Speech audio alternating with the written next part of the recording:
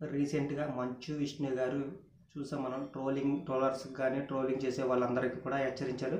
అంతేకాకుండా వాళ్ళకి వార్నింగ్ కూడా ఇవ్వడం జరిగింది. ఎందుకంటే రాబోయే సినిమాలు పెద్ద పెద్ద సినిమాలు తీస్తున్నారు. అయితే దానికి సంబంధించి వాళ్ళు కోట్లాది రూపాయలు పెట్టుబడి పెడుతున్నారు. అయితే దానికి చాలా వరకు నష్టం వస్తుంది. అది కూడా ట్రోలర్స్ వల్లే. వాళ్ళు ఒక చిన్న సీన్ తీసుకొని దాన్ని ట్రోలింగ్ చేసి అవన్నీ కూడా సోషల్ మీడియాలో అప్లోడ్ చేయడం వల్ల వాళ్ళు సినిమాకి కూడా ఎవరు కూడా వెళ్ళలేని పరిస్థితి. అలాగే మంచు ఫ్యామిలీ చాలా వరకు నష్టపోయారు. నష్టపోయిన తర్వాత ఇప్పటికైనా సరే ట్రోలర్స్ని కట్టడి చేయకపోతే మనం ప్రాబ్లమ్స్లో పడే అవకాశం ఉందని అయితే మంచు ఫ్యామిలీ అనుకుంటున్నారు.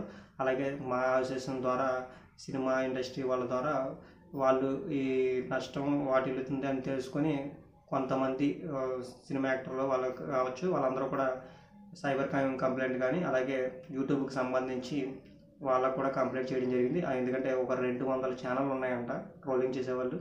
వాళ్ళందరినీ కూడా కేసులు పెట్టమని అలాగే వాళ్ళ యూట్యూబ్ ఛానల్ లేపేయమని ఆయన అయితే కోరారని అట్టుగా వాళ్ళైతే చెప్తున్నారు.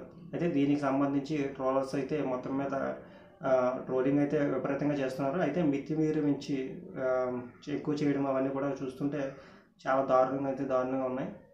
రీసెంట్గా గతంలో ఒక కొద్ది రోజుల కిందట జరిగింది.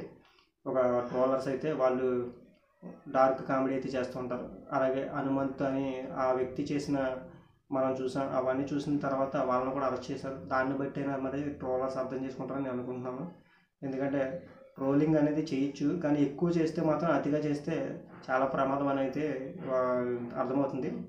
ఇప్పటికైనా సరే ట్రోలింగ్ మానేసి ఇంకా మంచి వీడియోలు మరి సభ్య సమాజానికి ఉపయోగపడే వీడియోలు అయితే చేస్తే బాగుంటుందని నేను అనుకుంటున్నాను. ఎందుకంటే ట్రోలర్స్ వాళ్ళు ఏ కేసులో ఇరుక్కున్నా మీరు చదువుకున్న వ్యక్తులు కాబట్టి ఇలాంటి కేసులో ఇరుక్కుంటే మాత్రం అనేక ఇబ్బందులు ఎదుర్కొంటారు. దాన్ని బట్టి ఇవన్నీ కూడా అర్థం చేసుకొని ట్రోలింగ్స్ అయితే ఆపేయండి. మరి సినిమా ఇండస్ట్రీ వాళ్ళు అనేక ఇబ్బందులు పడుతూ సినిమాలు తీస్తూ ఉంటారు. మరి వాళ్ళ కష్టాన్ని అర్థం చేసుకొని మరి మీరు ఆపేస్తారని నేను అనుకుంటున్నాను. నేను భావిస్తున్నాను కూడా.